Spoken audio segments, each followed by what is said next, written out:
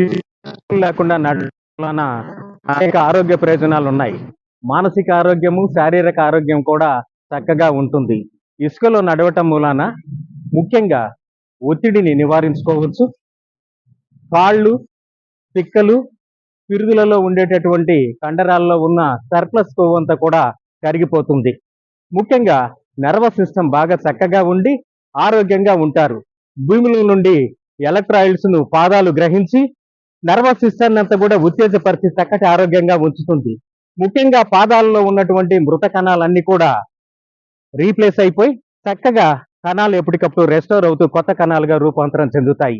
ముఖ్యంగా బరువు తగ్గాలనుకుంటుండే వాళ్లకు ఇది చక్కటి exercise.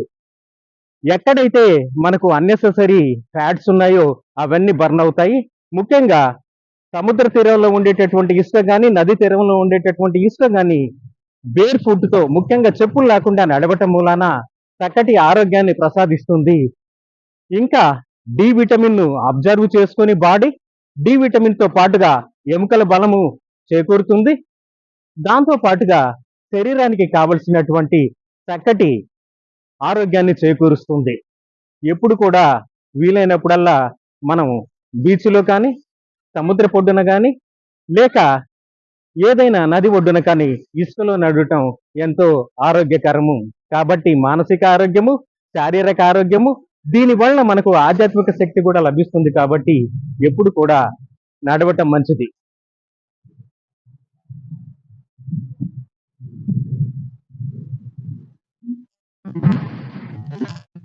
Thank you so much.